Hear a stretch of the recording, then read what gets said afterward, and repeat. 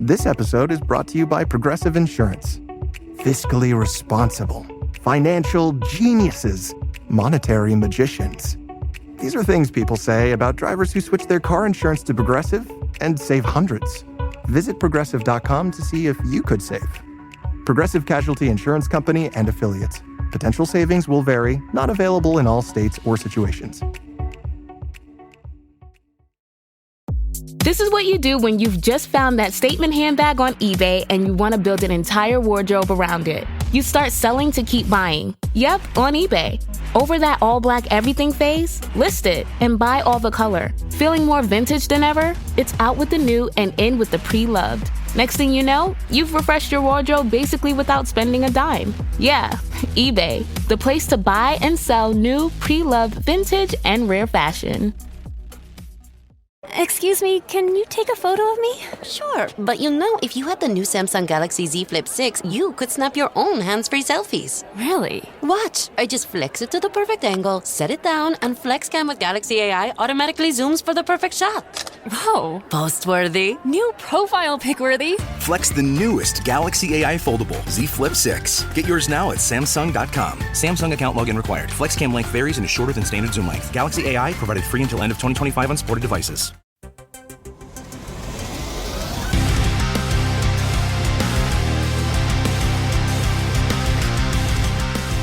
What is up, everyone? Welcome to There Can Only Be One, the podcast that puts together the all-star best-of playlists of your favorite bands and artists, and a proud member of the Pantheon Podcast Network.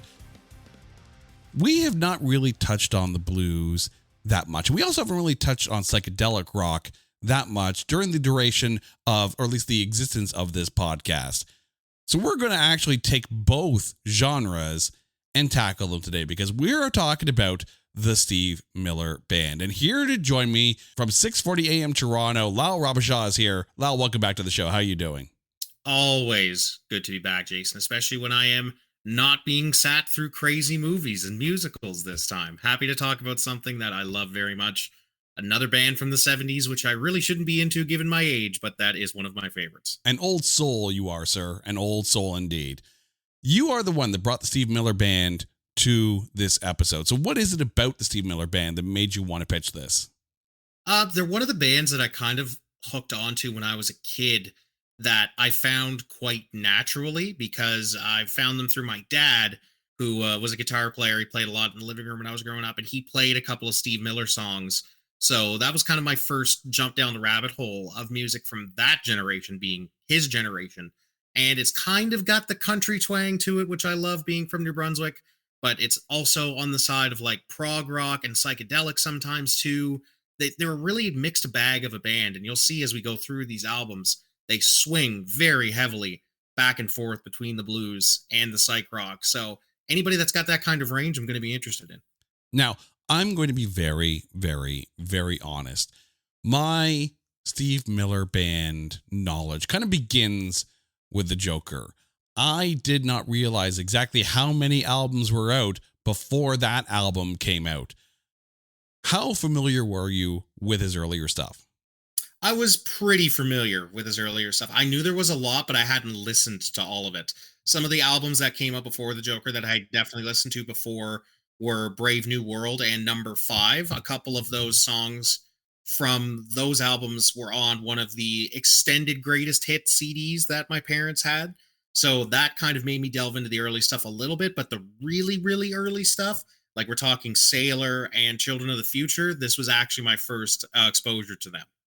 We are also not going to be talking about the cover of the Joker that was done during the Love Guru, because we've talked about that movie on over on It's Not That Bad, and we don't want to talk about that movie anymore. But here's what we're going to do. We are about to go through 18 albums. Yes, 18 albums of the Steve Miller Band. As always, we are not going to be doing any live albums or best ofs. However, there is a slight exception in this episode. Rock Love was actually a half live, half studio album, but the live tracks did not appear on any previous studio album, so that one is actually going to qualify. The funny thing is, for me personally, I'm sure for a lot of people, the Steve Miller Band kind of exists on one disc, and that's the greatest hits 1974 to 78, that blue cover with the horse logo on it, which is 15 times platinum in the US and diamond in Canada. This to me is one of the everyone has this greatest hits album in their collections. And I think not, I don't want to necessarily say it's on the Mount Rushmore of greatest hits albums, but it's definitely up there in the it probably came with your house kind of catalog. Yeah, I would say not top 5, but it's in the top 10. That's the way I have it on vinyl. It was one of the first vinyls I ever purchased when I bought my new player.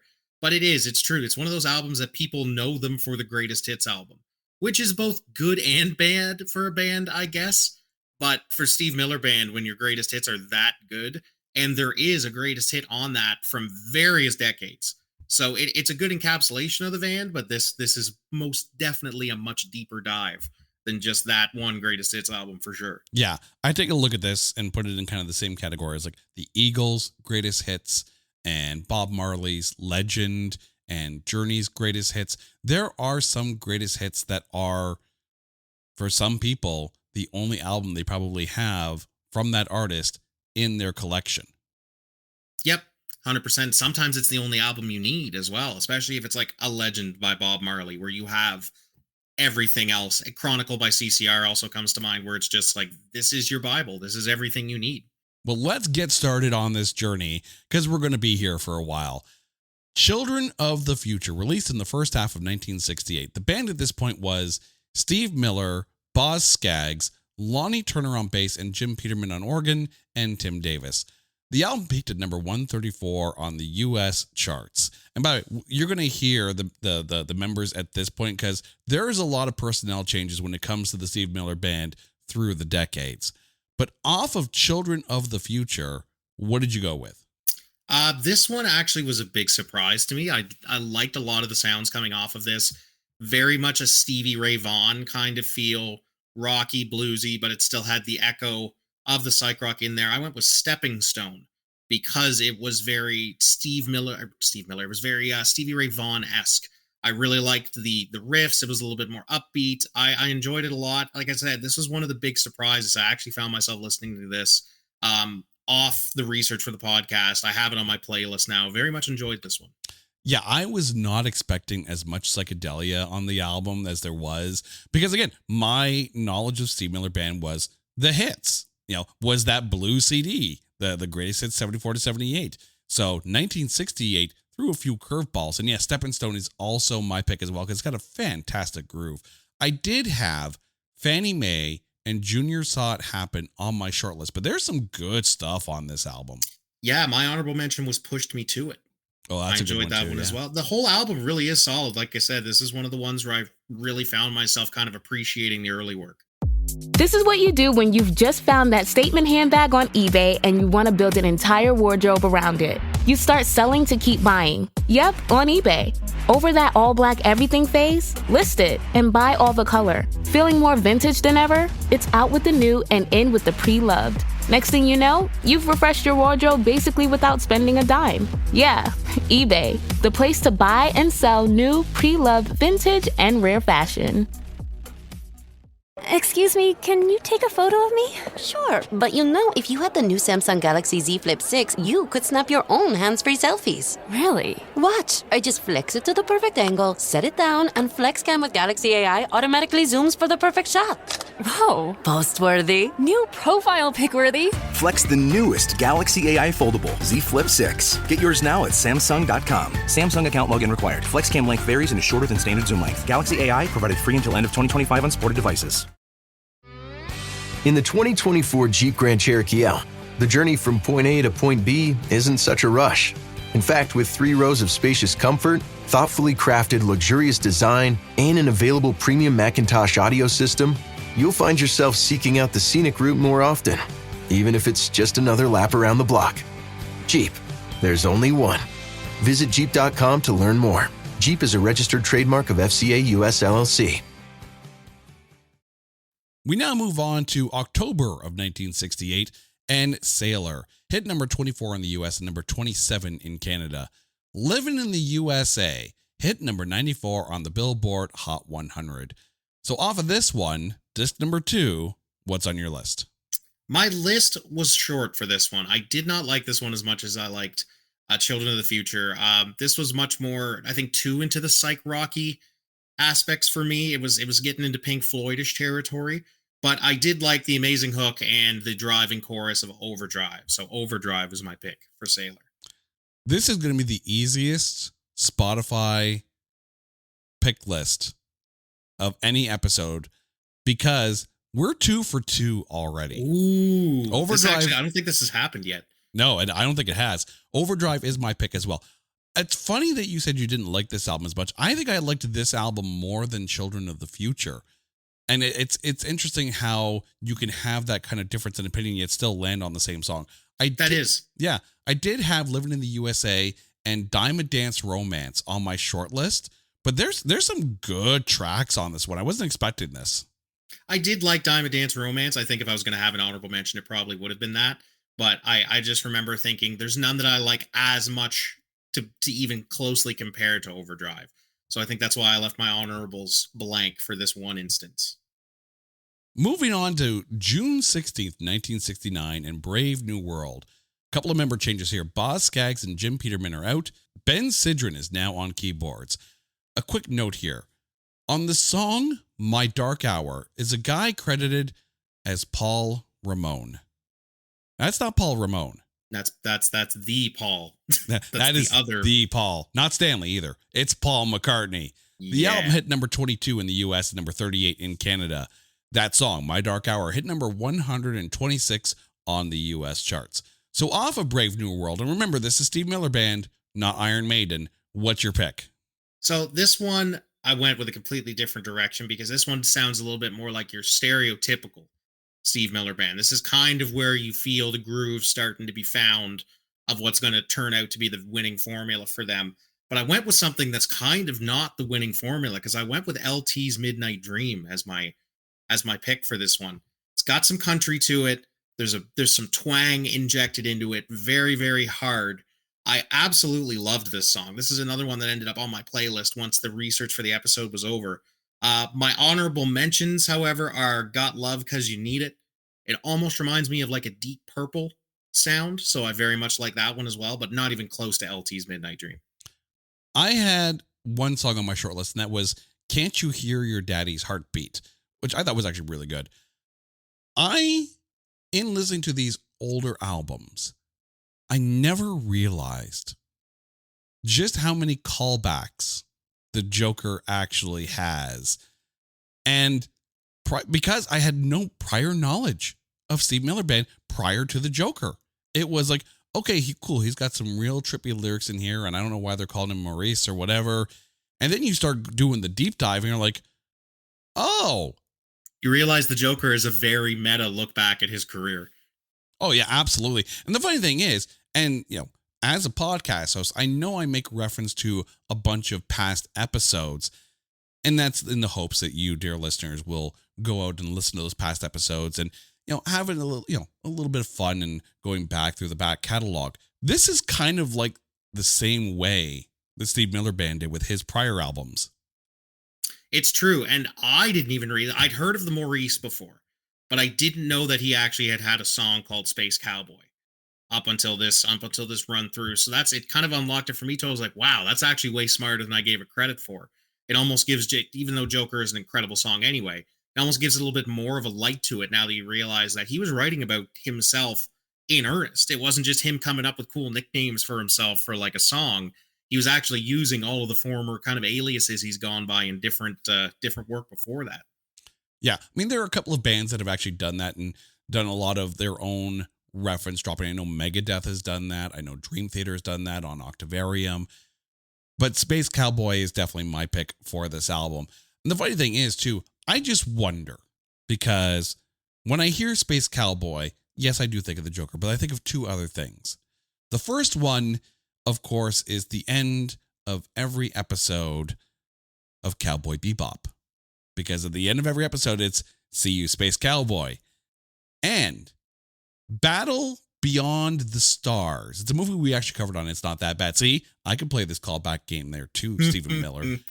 But George Papard's character in that film, his character name is literally Space Cowboy. So I wonder if this song, and of course the Joker eventually, led to, or at least inspired the naming of those, or at least those references.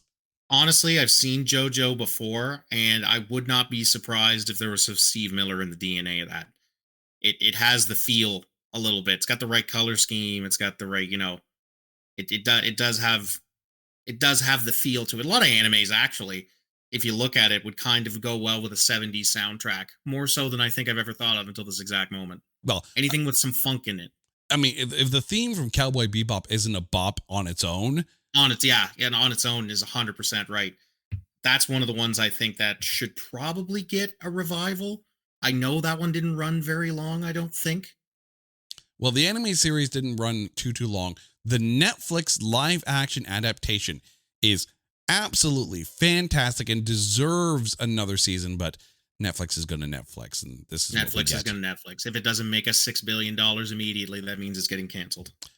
We now move on to our fourth album in 2 years, Your Saving Grace, released in November of 1969, peaked at number 38 in the US and number 79 in Canada. Don't Let Nobody Turn You Around only charted up here in Canada, hitting number 87. So off of Your Saving Grace, your pick. You want to talk about a huge departure from the previous stuff.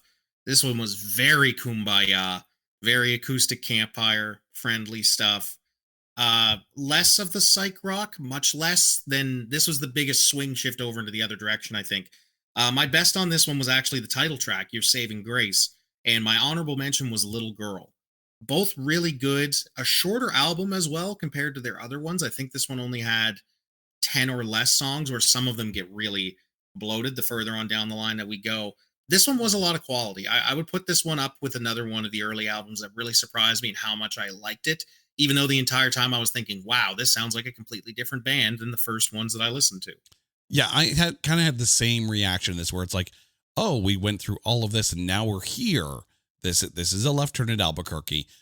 Your Saving Grace was on my short list along with Baby's House, but my pick was Little Girl. Like, fantastic really good opening track, fantastic groove as well. And the next two songs kind of bring the mood down a little bit, but Little Girl's a great way to, start off the album. They have a really good track record for starting their albums out pretty hot. They are for sure making the music for a full album listener. They want to take you on a ride the entire way through. Yeah. The order of songs on an album in itself is absolutely, it's an art form, to be able to get that perfect flow from front to back. And especially when you think about it, this is 1969, right? So not only do you have to consider the flow of the album, you have to consider how do you dismount side A and how do you then kick off side B, as opposed to a CD these days where it's just like, all right, front to back, here you go. Or just do what Tom Petty did and act like the break is still there. See, that's the smart way of doing things, because Tom Petty is smart. Yes. Just have him come on in the middle of it and say, all right, everybody that's got the tape, flip it over. Everybody that doesn't, just stick with us a minute. Just like... Don't worry. We got your back. You're going to have a nice time in the middle. It's all good. Yeah. Number 5, the fifth album, released July 1970, peaked at number 23 in the US and number 55 in Canada. There were 2 singles off of this one. Going to the Country charted the highest, hitting number 69 in the US and number 54 in Canada. This album, up to this point, because when I go through the discography, and dear listeners, let me give you a little insight into my workflow here in preparing for each episode. More often than not, and especially with a band that I'm not as familiar with the discography as I am with some other artists, I like to go through it chronologically. I like to start from the front and see the journey that has kind of happened from the beginning of their career to the end of their career.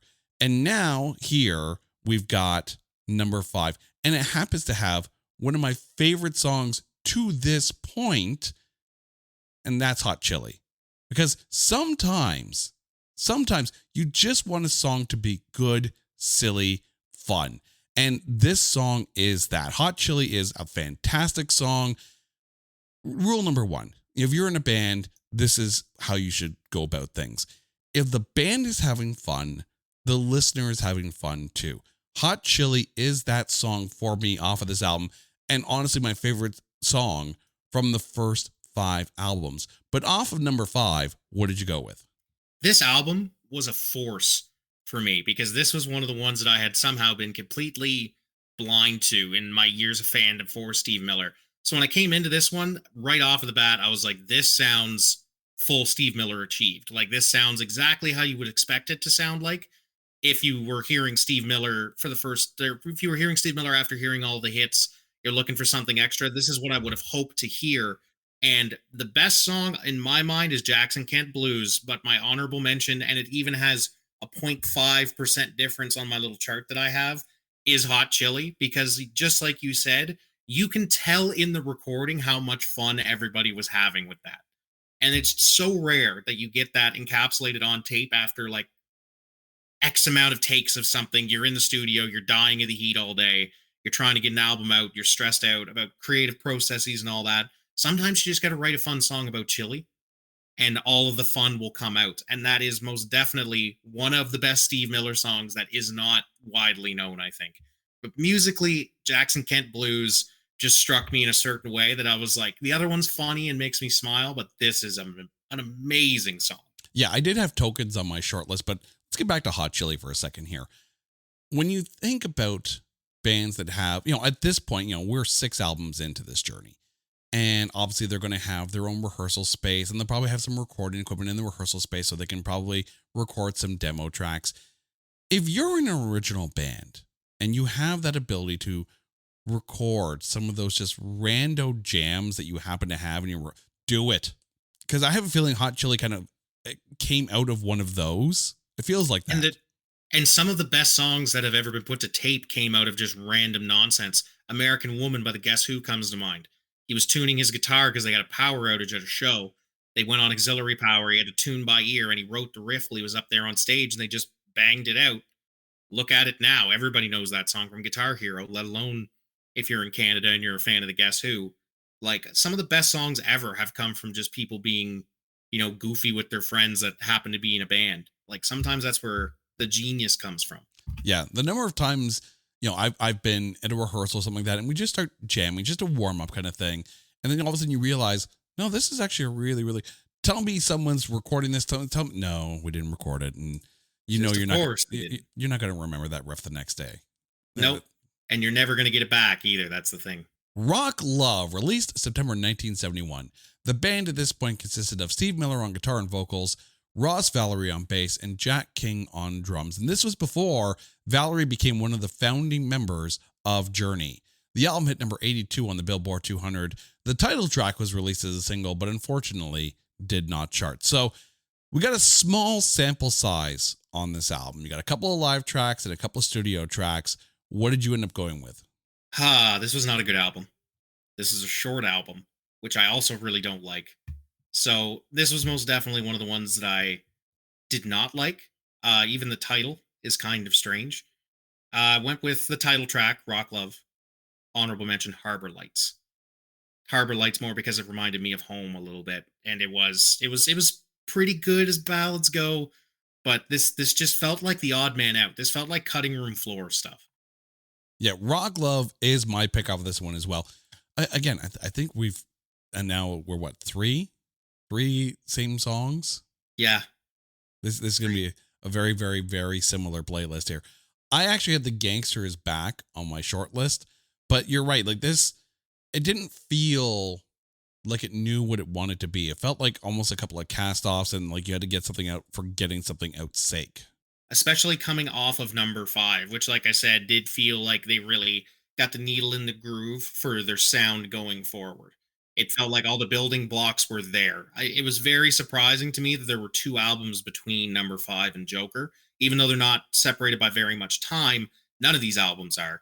But it's still crazy how much music they put out in such a short period of time that was so vastly different from each other.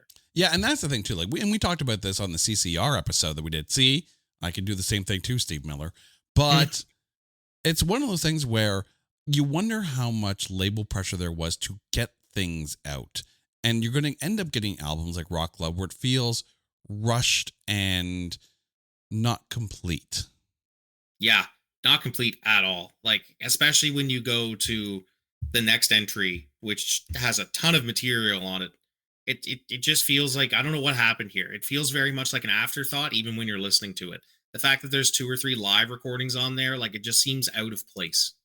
That next album, of course, is March 1972's Recall the Beginning, A Journey from Eden.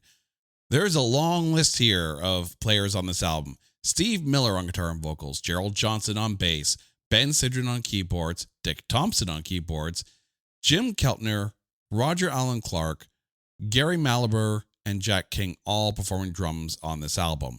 It peaked at number 109 in the US. Fandango was released as a single but did not chart. The album is number 2 in the 50 all-time long-forgotten gems list in the book All-Time Top 1,000 Albums by Colin Larkin. So I'm going to ask you first before we get to our picks. Is this a long-forgotten gem or is it just long forgotten? I think it's just long forgotten. It's not bad. I think it's one of the on the better on the grand curve of things. It is on the upward turn, but I think number 5 is better than this album. I think if you're going to put an album on that list of forgotten gems, I can't believe number 5 doesn't take the place over this. Yeah, and that's the thing too. Like there is some good stuff on this album, but I don't know if I'd call it a long forgotten gem. Yeah, I don't know if I'd go that far either, especially when you do have 2 other albums just in this discography that could probably take a better spot than Recall the Beginning. Yeah. So off of this album, this concept album, what did you go with? I did go with Fandango. I think there's a reason that was released as a single, and it's because it does feel like it could have been released in about 5 or 6 years on one of their top 3 albums and would have done just fine sitting on those like legendary set lists kind of thing. Honorable mention was High on You Mama, also really good, very Sign of the Timesy. It's a fun album, and I said when I was listening to it, it feels like they hit their trippy rock opera phase before they got really famous, which doesn't really happen much. Usually the trippy experimental rock opera stuff comes after the huge number 1 big hits and all the explosions, but this time they went a little backwards with it. It is good, but I don't know if I would call it a forgotten gem. Well, I mean, let's be honest too. The 1970s were some of the best times for concept albums. So it kind of makes sense that they would put this out. I mean, think about it. Pink Floyd, tons of The Who, great concept albums. Hell, like you didn't have to go too far into the 80s for Kiss to try one. Yeah. We've got to go back down that road again. No, we're not. No, we're not.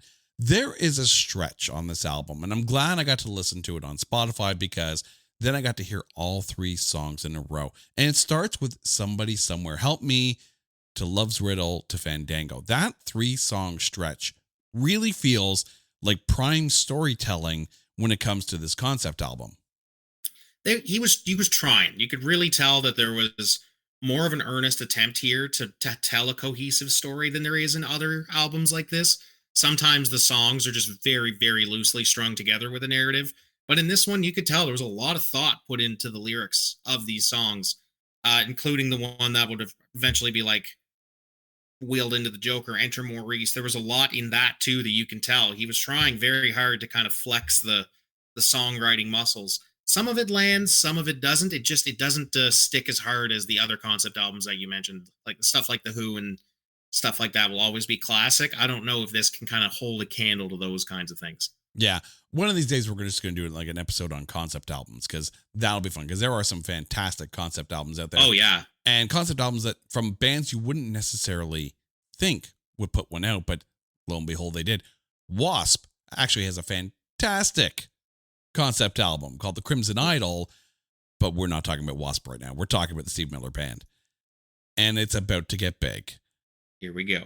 October 19th, 1973 marked the release of The Joker.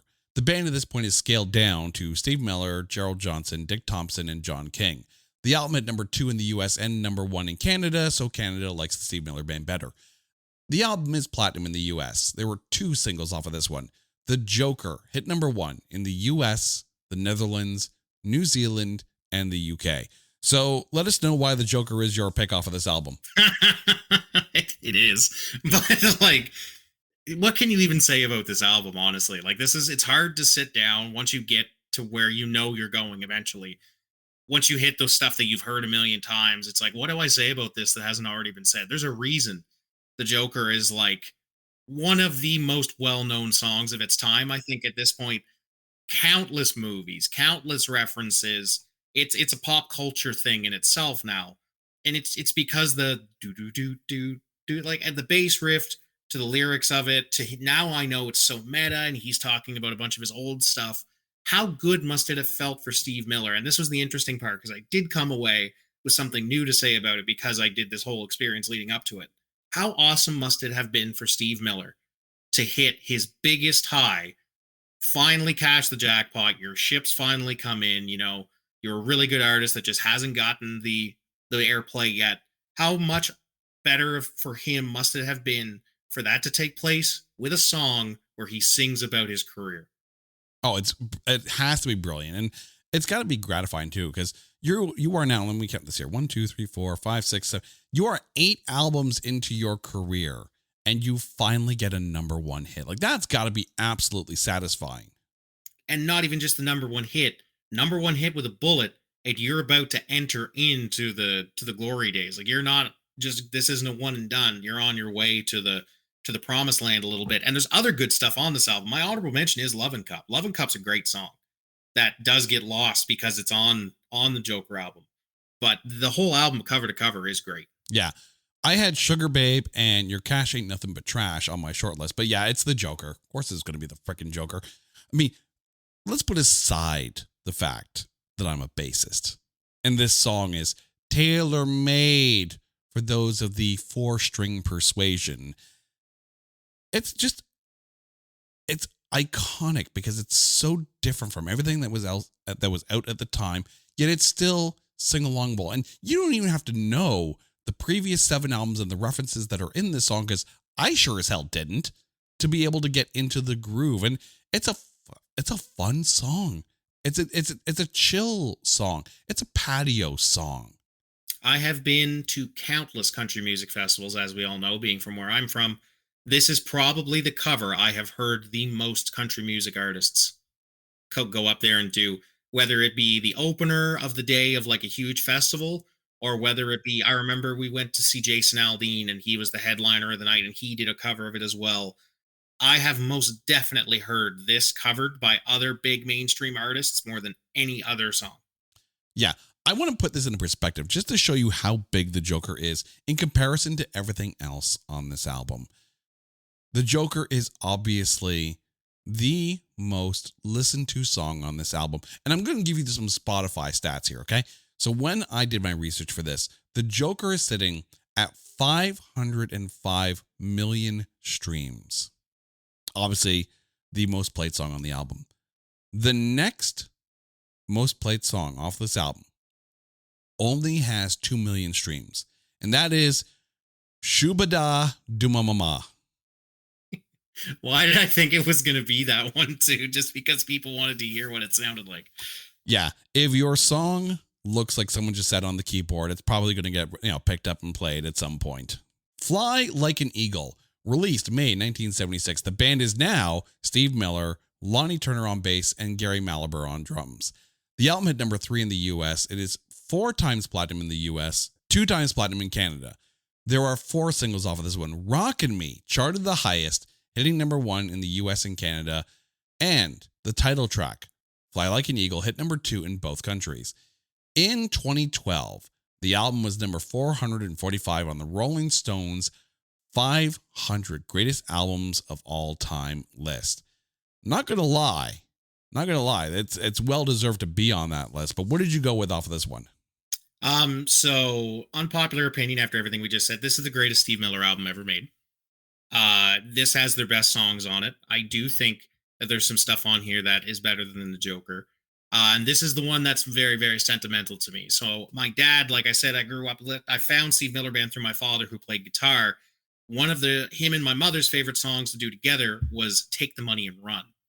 off of this album. So that is my favorite from this album. Always will be. I honestly think it's one of their best works that didn't necessarily get the attention it deserved either. Great story song about like a Bonnie and Clyde robbery. 4 honorable mentions I had for this. I had Fly Like an Eagle, I had Rockin' Me Babe, I had Mercury Blues, and I also had Serenade. All of which could be number one on any other song for any other list. But favorite is always going to be Take the Money and Run off of this album. See, I think as a whole, this wasn't my favorite album. There was some fantastic stuff on here, but it wasn't my favorite album. We'll get to that one when we get there. But this album is good and probably has the best singles off of it. Fly Like an Eagle and Take the Money and Run were on my short list, but I ended up going with Rockin' Me. And I think it's one of those things where there's so much oomph in just 3 minutes in this song. I found Fly Like an Eagle kind of dragged a little bit after a while, but the thing with this, it's that the riff for Rockin' Me is so iconic, and it's that staccato-ness to it. And I don't know what it is, but that staccato really hooked me into it. It sticks. It sticks super. Like there's a reason that's the one that went into Rock Band.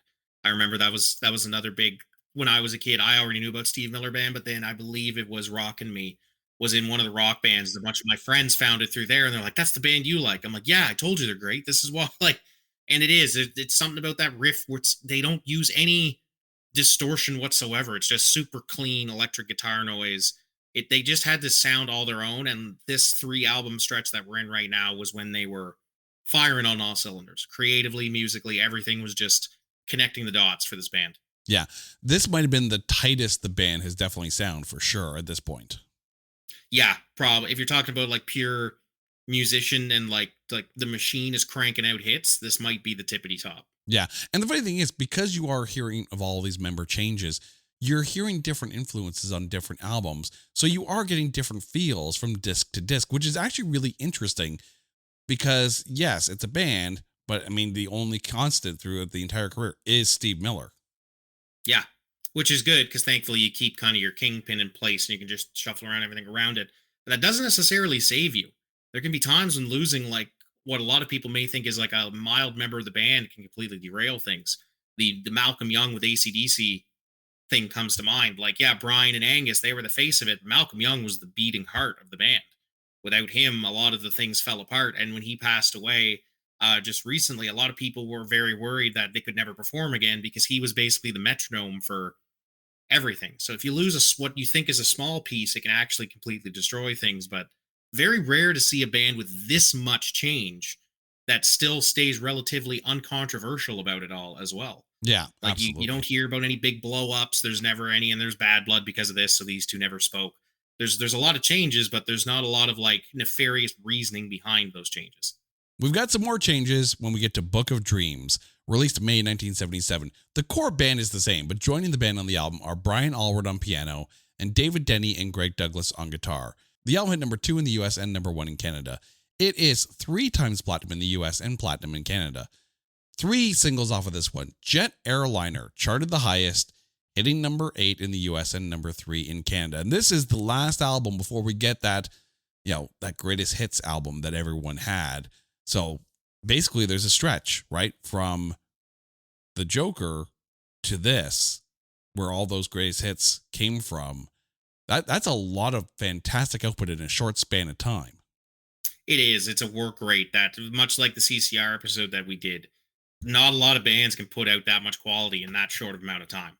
It's hard to make one album good, but you make 3 that are considered generational in their own ways and have songs that have been replayed, infinitely since then and will for a very long time. It's impressive. So off of Book of Dreams, what did you go with? It's stereotypical, but it's Jet Airliner. Like there's a reason that song was the highest chopper off of those. I listened to that on the way to every single hockey game I ever was the visitor in, I think, just because it's a good traveling on the road song, great bounce drum to it, super fun. Obviously, 3 different honorable mentions on this one as well, with Jungle Love, Swing Town, and the Stake.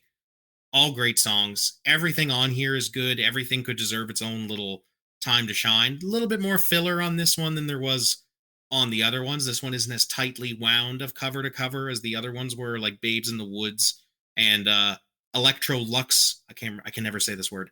Imborglio. I don't know how to say it, but the couple that I'm like, I could skip these, but still like on par with their best work that they've ever done. Yeah, I had Jungle Love on my short list as well as True Fine Love. But yeah, it's Jet Airliner. And I want to put this in perspective because Jet Airliner still holds up today. Does. And I don't want to make you feel old here, Lyle, but make you feel old here for a second here.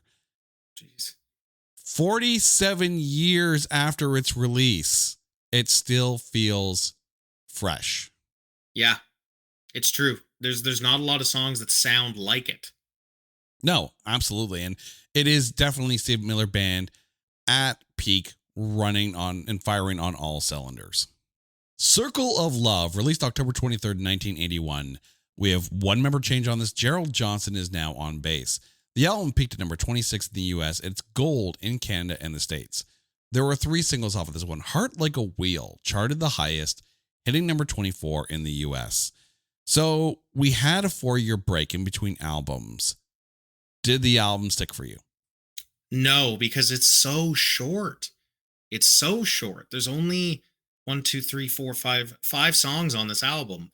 3 of them were the singles, so like maybe they were going for quality over quantity, but it just, you can't have the stretch that you had before this and then give anything else except for a full shot after. Especially if you take a 4-year break, a lot of people are expecting great things because what do you mean? You just pumped out like 3 albums in 4 years that were, certified classics, and now you come at with this. Get On Home was my pick. Heart Like a Wheel was my honorable mention, but this is not a very good dismount after coming off of the highest of highs that they had going into it. Yeah, I'm going to be very, very, very honest here. This album was a bit of a slog for me, and I think I can point directly to what would have been side B on a vinyl, Macho City, at 18 and a half minutes long. Crazy. Like I listen to Dream Theater.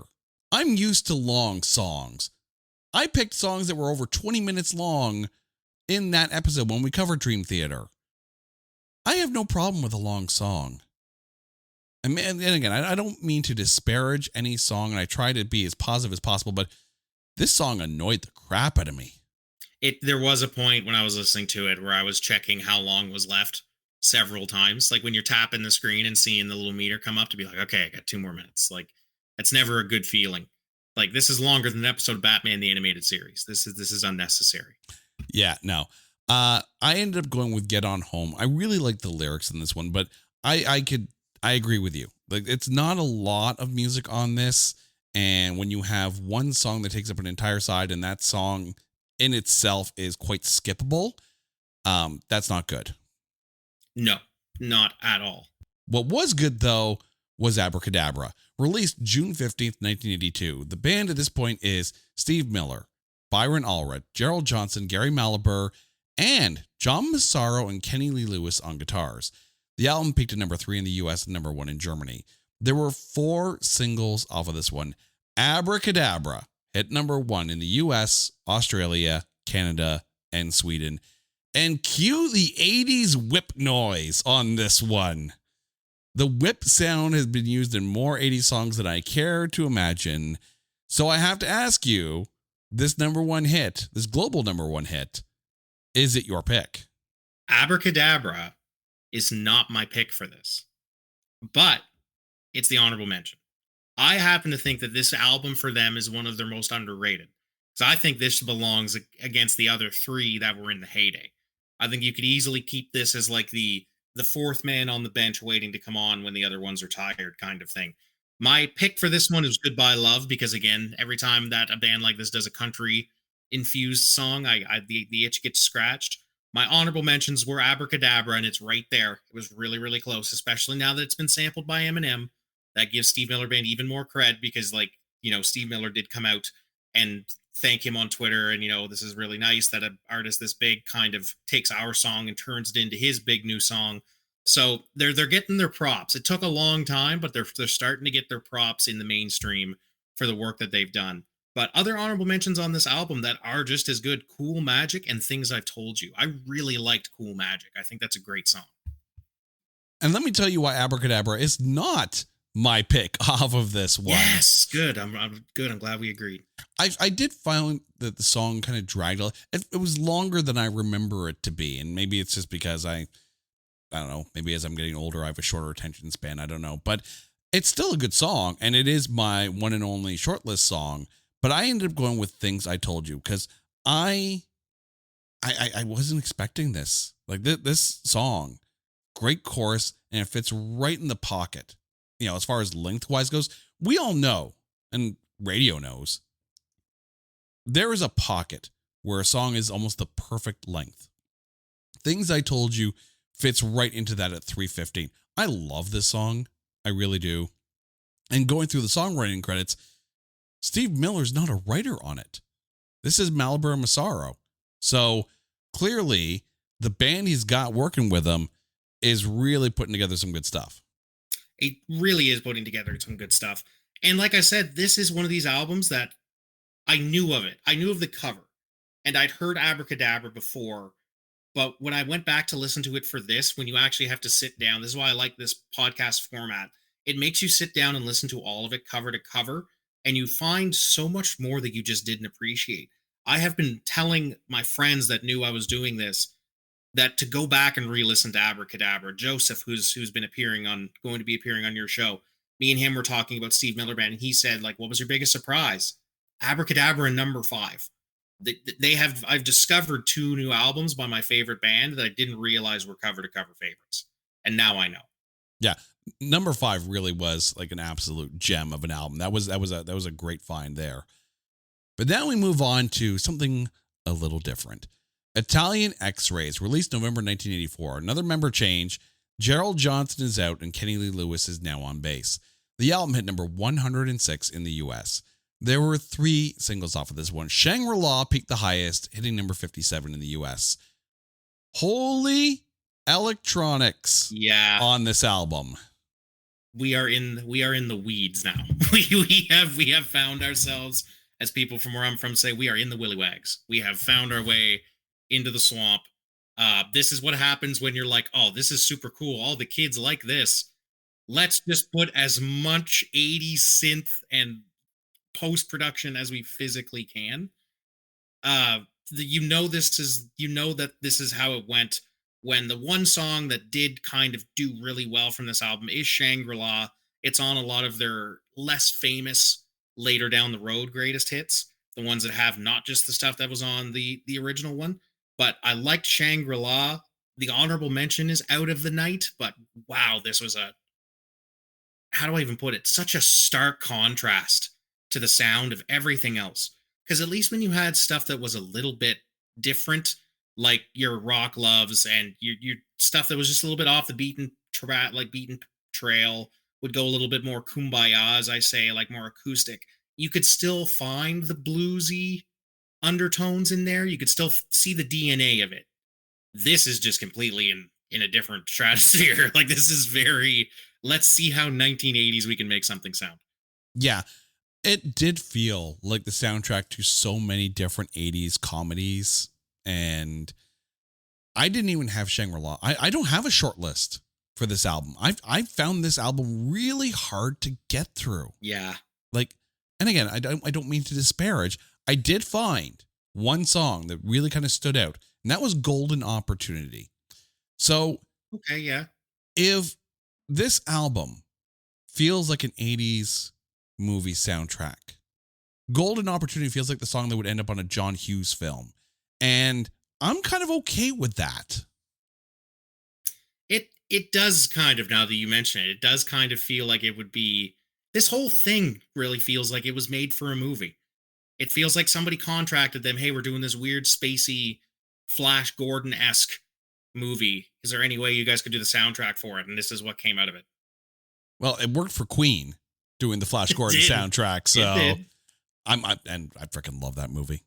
I unapologetically love the 1980 Flash Gordon.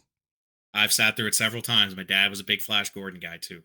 Yeah. Huge Flash Gordon guy. This is one of those films where I wish it qualified, because that would be like standing on top of a mountain with a trident or a mace, like Brian Blessed going like, we can defend this film. But no, it doesn't qualify because it is that good. Must be nice to have your favorite movies actually have a good Rotten Tomatoes score, because a lot of mine we can easily talk about. Yeah, I know some of the movies you've mentioned over on Keep Watch Pass, and it's not that bad. And we got to talk about your I got DVD weird selection. taste. I got weird taste. That's okay. It fits in with the podcast, so we're all good. Living in the 20th Century, released November 1986. The album peaked at number 65 in the US and number 34 in Australia. There were 2 singles off of this one. I Want to Make the World Turn Around hit number 1 on the US mainstream rock charts. So we're back to a bit more of a Steve Miller sound as opposed to Italian X-Rays. Your thoughts on this disc? Still very forgettable. It's not enough of a correction, like they're still pretty far out there with this, and it goes to show you how far they are out there when my favorite off of this is Slinky. I just thought it was really, really different, but really fantastic. Yeah, it's all guitar, just like all acoustic guitar, but I thought it was such a good palate cleanser from the rest of it that was so meh. So I really, really liked Slinky. My honorable mention is Ain't That Lovin' You, which was pretty good, but Slinky was the only song that made me like stop and be like, oh, okay, like this, we got something here kind of thing. I may surprise you a little bit with my pick. I will say that Slinky's on my short list, as is Nobody But You, Babe. But I'm going with an instrumental. I'm going with Maelstrom. I've always liked tracks that have a very cinematic feel to them. And if you think that picking an instrumental might be a little bit out of left field, dear Metallica fans, how many of you, when you got to Ride of the Lightning, are sitting there thinking, well, I could go with the Call of Cthulhu. I could definitely go with that. There's some fantastic guitar work on Maelstrom. And, if we're talking about Italian X-Rays feeling like it was made for some 80s soundtrack, Maelstrom is the kind of song I want to see in a film. And this is actually not out of left field as much when you think, because there's a lot of good instrumentals that Steve Miller Band has done. There's a couple different instances of them doing big, long breakdowns and stuff that are very, very good musically. So they do lean, even with Slinky, they lean into that pretty hard on this album, more so than I think they do in other places. That's unfortunately just the only thing that works about this album, is when everybody stops singing and the instruments speak for themselves. But a good Maelstrom is good. It was one that I definitely had on the radar. And now that you mention it, it does make for a damn good soundtrack song. You could use that for most any kind of like combat movie, I think, during the aftermath. Oh, absolutely. Valvoline and Advanced Auto Parts have teamed up this summer to make sure that you're getting the ultimate protection. How? Valvoline full synthetic motor oils are specially engineered to provide 24 times stronger protection against engine-killing contaminants than the leading full synthetic. If you want to maximize the life of your engine, trust the ultimate protection. Trust Valvoline. Get 5 quarts of Valvoline full synthetic motor oil for only $32.99 at your local Advanced Auto Parts store today. Close your eyes and picture something cheesy and delicious. Something satisfying. Ready in 3.5 minutes. Like a Kraft Mac and Cheese Cup. Available now at a store near you. Hi, we're Big Little Feelings. You know what else is big and little? Batteries. Big energy. Little size, and they go in everything. So we switched to the world's first 3-in-1 Child Shield by Energizer. It's the only coin lithium battery that has 3 safety features designed to help protect kids. Secure packaging, A bitter coating to help discourage swallowing, and an exclusive color alert technology that turns mouths blue when it comes into contact with saliva. To learn more, visit Energizer.com. Things are about to get a little smoky, a little jazzy, because we're talking about Born to be Blue, the Steve Miller solo album, an album that leans more on the jazz than it does on the blues rock. Released September 1988. On this album are Billy Peterson on bass, Ben Sidran on keys, and Gordy Knudsen on drums. The album peaked at number 108 in the US. There was one single off of this one, Ya Ya, hit number 10 on the U.S. mainstream rock charts. And I remember Ya Ya and thinking, what an incredibly annoying song. I actually did listen to this album out of chronological order when I was doing my research for this. And I was like, all right, I got one last album to go through. I'll pop over to the Steve Miller solo side and listen to Born to Be Blue. Should be okay, right? First song out of the gate. Zippity doo dah. Doo-dah. Zippity day. The hell are you doing? Yeah, no, it's this is an interesting little, when you sent me the pick list for this and I didn't know if this was going to be in the mix, and I saw this on it. And I was like, oh, I wonder if he's actually listened to that before, because I actually had listened to this album before. And I was like, this is going to be hilarious if he hasn't, because he has no idea what he's getting himself into. This was the side quests of all side quests. Like, this was him being bored on a Saturday and calling up some of his industry friends and seeing what he can do, I think. Yeah, I mean, I remember when I did the Metallica episode early on in the podcast, and I sent Brian from My Weekly Mixtape the list, and Lulu was on the list. And he's like, you sure you want to do this? I'm like, yeah, we're doing it.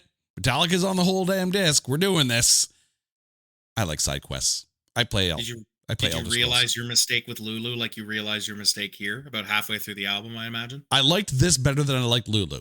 I will give you that. So off of Born to Be Blue, what did you go with? I did go with I was going to go with Zippity Doo Dah because it was the song from Splash Mountain, but then I realized that the movie that ride is based off of is horribly problematic, and it's good that it got erased and is now replaced with Tiana's Bayou. So I went with the only other song that really made me kind of tap my toe a little bit, just a little bit, which he does with, one second, I have the features list on here, because he does sing with some crazy big legends of this particular genre. He sings with like Billie Holiday and Buster Brown. Yeah, just a little bit was with Buster Brown, Ralph Batts, Fats Washington, and John Thornton, which pretty huge list of people who are in this demographic of musicians. Just a little bit was good. It's all very, I don't want to insult an entire genre of music, but I feel like I can't get away with this without doing it. It all sounds the same. All of this kind of music sounds very the same to me. And from a band that already does a lot of blues, to lean this hard into it kind of doesn't work. This is a very weird, strange side quest of an album. None of it's very memorable, except for opening it up with Zippity Doo Dah, because it's a Disney song to me, not a bluesy song. So really strange outing. The only one that's really worth it is just a little bit, but this is a hard skip. You can just skip over this whole thing if you're going through the discography. If you're using us as any kind of like what to listen to, just skip this over entirely. Wait a second. Are you telling me that all jazz songs sound alike? Not all sound alike, but they all have very similar building blocks. I ended up going with his cover of Ray Charles's Marianne. The album as a whole, it's a little elevator for my tastes. And I remember being in the car and Zippity Doo Dah comes on. I'm just like, what? And then Ya Ya comes on. And it's like, no. Yeah. No. I can't skip hard, faster, It's quite a 1-2 punch to start off an album. Yeah. It really is. Like, I have no short list on this. It's Marianne, and that's it. And that probably has more to do with the way Ray Charles wrote that song than the recording of it. Which could probably be said about anything that anybody finds good about this particular album. Like, like I said, it feels very much like he woke up one day and was like, I want to make a jazz album, and just called everybody he knew that was in the jazz industry, went to a recording studio over the course of a weekend and banged this out. Like, there's not a lot of thought, it feels like, put into it. This feels like, and dear listeners, I'm sure you've all had this moment. You're out with a bunch of friends, you're at a bar, you're having a good time, you're having a few drinks, and then a few more drinks. And then someone's like, you know what we should do, man? We should make our own bar. And we all hang out together, just drink the whole time. And then you start, getting cocktail napkins. You start writing out bar names and you have this great idea. And then you sober up in the morning and you realize that was a dumbass idea. You just have a bunch of random names of birds on that napkin, and you're like, what is this? What is Right. this even about? Yeah. This feels like Steve Miller walks into a bar with a bunch of his friends, and they have a little brandy or they have a little cognac, and after a little too much, they're like, we should do a jazz album. That'd be awesome. Get a bunch of saxophones in here. Yeah. And then they never sobered up and they actually recorded it. And they decided, and what's that song from Splash Mountain? We went there last weekend with the kids. I like that song from Splash Mountain. Friends don't let friends make jazz albums, okay? Friends don't let friends record a version of Zippity Doo Dah. Yeah, no. Wide River, released June 8th, 1993, not jazz. We have another member change here. Ben Sidran is out, Bob Malik is in on sax, and Norton Buffalo on harmonica. The album hit number 85 in the US. There was one single off of this one, the title track, Wide River, hit number 7 on the mainstream rock charts, and this is their last collection of original material. So off of Wide River, what did you go with? This album was good. It wasn't obviously to the heights of what it was before, just because it's very difficult to recapture lightning in a bottle once you've been away from it for as long as they were, but very bluesy. This went in the complete opposite direction. If the jazz album was one thing, they pulled the emergency brake and took the opposite exit, crossed all the lanes of traffic and went to the blues route, which is both good and bad. My favorite off of this was Circle of Fire. My honorable mention was Stranger Blues. Unfortunately, just another album where a lot of the stuff was very, very slow, really low tempo, which is what blues is. But at the same time, I think that the Steve Miller Band are at their best when they've got a bit of a higher tempo to them. So a lot of this album, I felt kind of sleepy through it. Yeah, I will say that coming off of a 3-album stretch of Italian X-Rays, Living in the 20th Century, and Born to Be Blue, Wide River feels like it is actually firing on multiple cylinders. I did have Circle of Fire in my shortlist, as well as Midnight Train and the title track, Wide River. Blue Eyes, however, really, really good song on this. And it cruises, absolutely cruises. And I find you take a look at the track list, Wide River to start off the album, Midnight Train as the number 2, Blue Eyes as your number 3. You got a really good start to this one. Definitely a coast in the right direction compared to what was happening surrounding the band up until this point. I do think that once they hit Italian X-Rays, that was where they lost the plot a little bit, and this is where they kind of started to find it again. Yeah, and you have to think too, for a band like the Steve Miller Band that kind of lives and dies by the blues, the 80s cannot have been an easy time for them. Because that's just not, that style of music was just simply not popular. Yeah. In any genre. There was no cross genre where that was everybody's number one choice on the radio.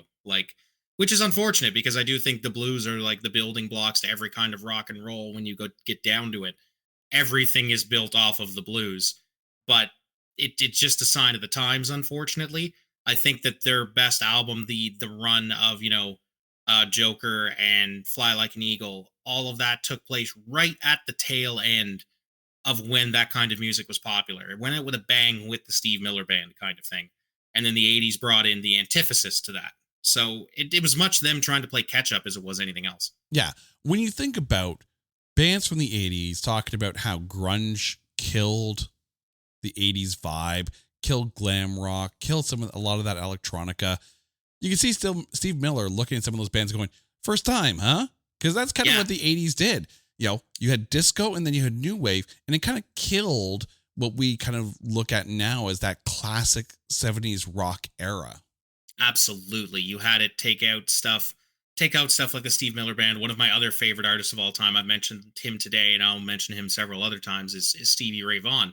Obviously, other factors led to him not being able to do things, but his style of music is also one that I think was a big victim of the glam rock revival, of everything coming out, becoming much more, how do I put this, bombastic, much more about the big guitar riffs and how loud you can make it. Much of these guys were just not about that. It was much more about the vibe, if I can use people younger than me slang terms. It was much more of a vibe with Steve Miller Band for the 70s, which is much more of a vibe for me for the 70s as well. Yeah, and it's one of those things where, you're in that MTV era. You're in that, the entire music scene is changing and how music is consumed has changed. And a band like the Steve Miller Band isn't really leaning into, the video aspect of these things. They're not tailor-made because really it's a one face on the band as a whole. Yep. So they're not going to translate well to that. But then you get 2010's Bingo, released June 15th, 2010.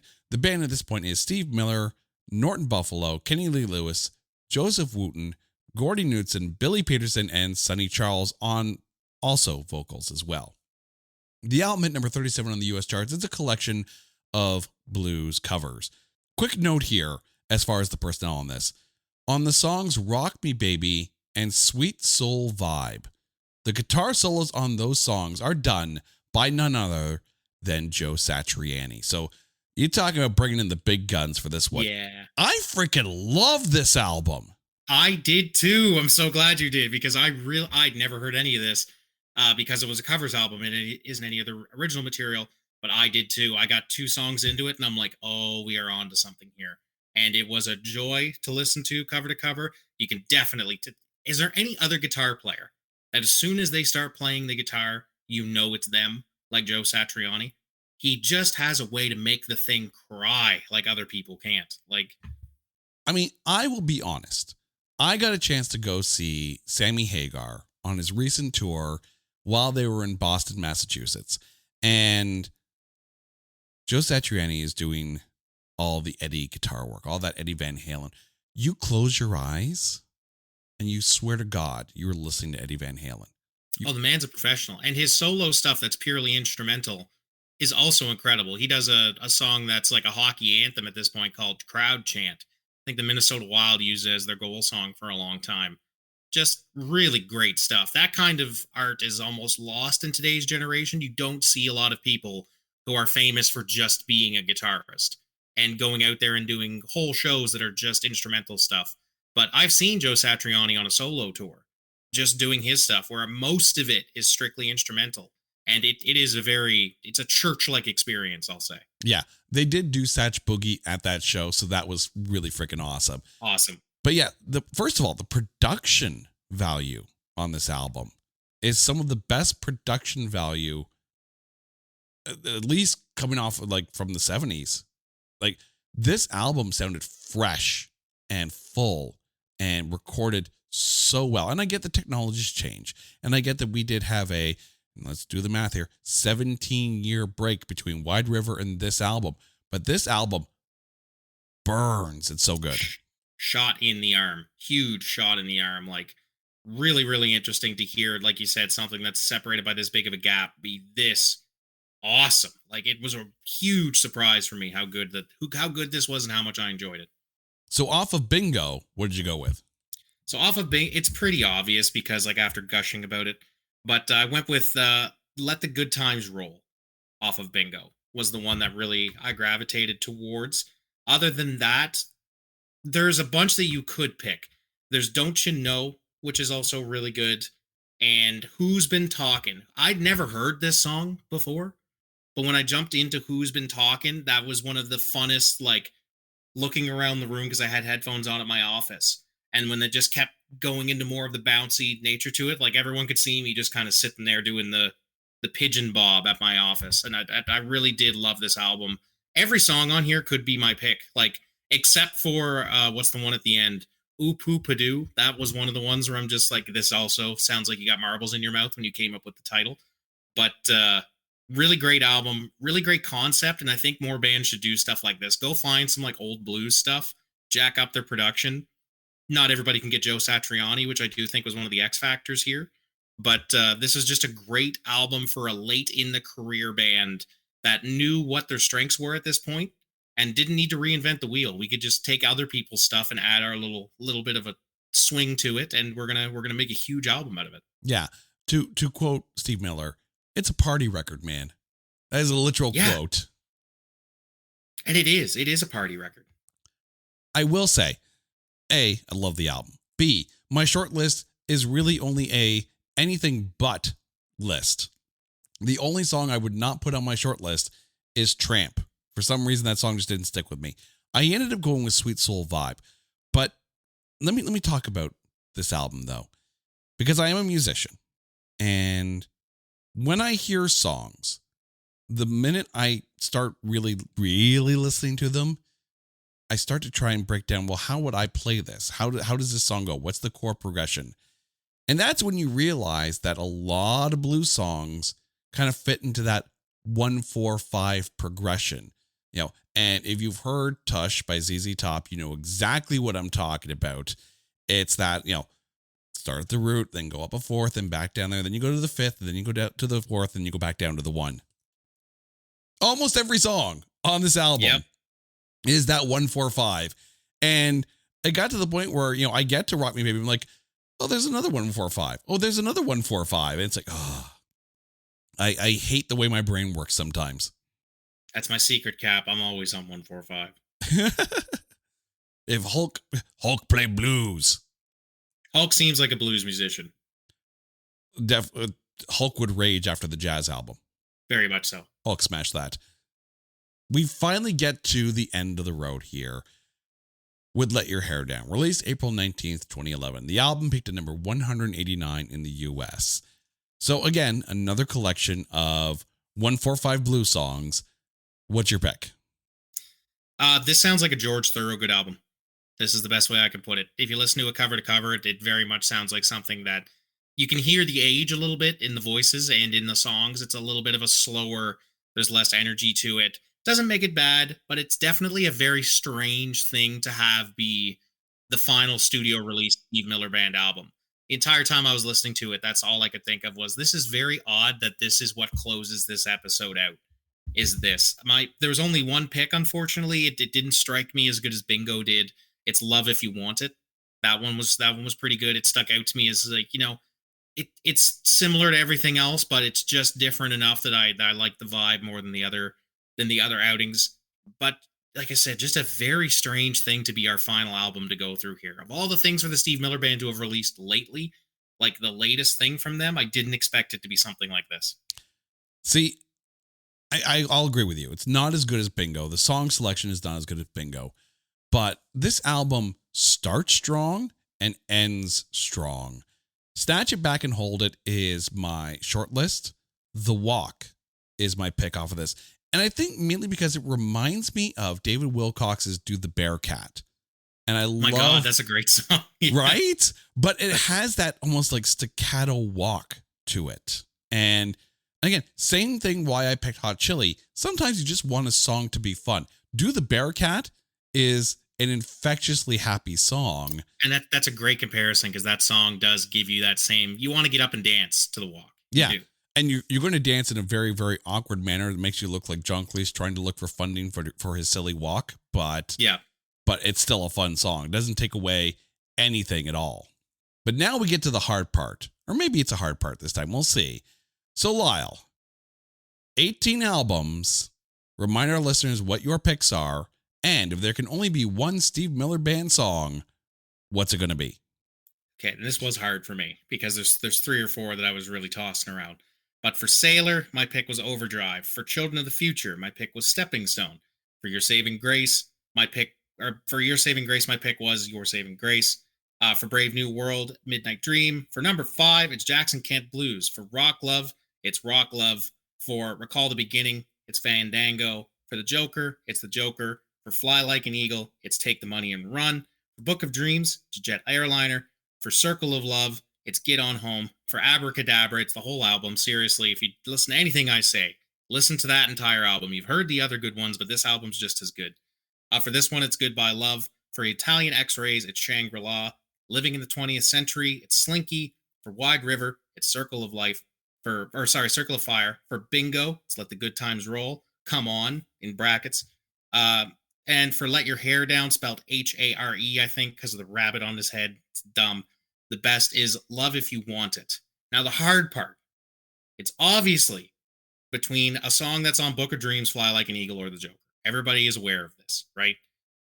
You want to say The Joker, but for me, not just because it's sentimental to me, but I honestly think that Fly Like an Eagle is their best album. So I think if you're going to listen to a song, you got to listen to it off of their best album. My pick is Take the Money and Run. Not a bad pick. No one's ever going to fault you for that pick. All right.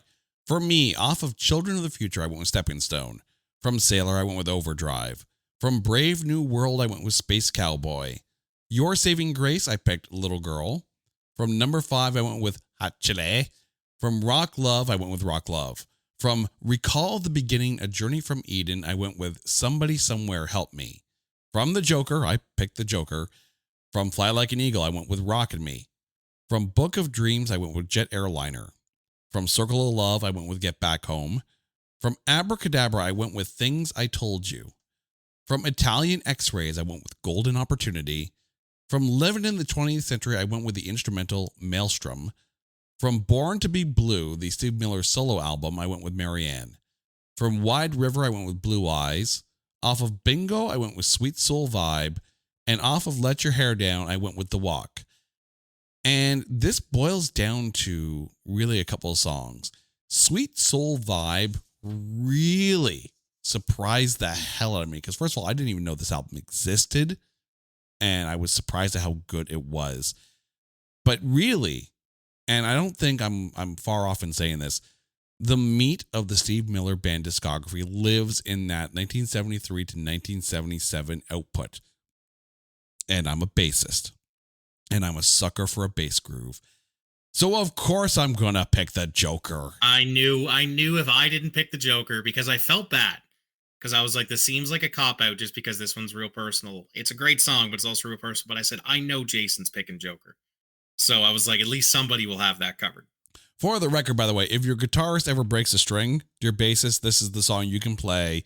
And everyone will sing along. And that gives your guitarist enough time to be able to replace the string. Not saying that from experience, but it's happened. It has happened. Lyle, thank you so much for this. Now, please remind our listeners where they can find you out there on the interwebs. You can find us on the Radio Player Canada app, or if you're in the around Toronto area, AM 640 Toronto, but the Radio Player Canada app's always more convenient. You can listen to me on the Let's Talk with Danny Stover show. We talk about all the hard news of the day, but we try to take it a little bit more lightly because everybody else doesn't seem to want to nowadays. You got to love the positive take, or at least the light take on things. You Lyle, got to try. Oh, absolutely. Lyle, thank you so much. And to you, our dear listeners, you guys know the drill. If there is an artist that you want us to cover on There Can Only Be One, or an album that you want us to cover on Spin Shuffle Skip, hit us up on social media at OnlyOneCast, or go to our website at notthatbadcast.com. And while you're there, make sure you check out our blog, because we have dropped the movies that are going to be happening in October over on It's Not That Bad. So we want to hear your thoughts on those films. Drop us a line. We'd love to shout you in the show. Until next time, he's Lyle. I'm Jay. You guys are awesome. This is There Can Only Be One, a proud member of the Pantheon Podcast Network. Take care.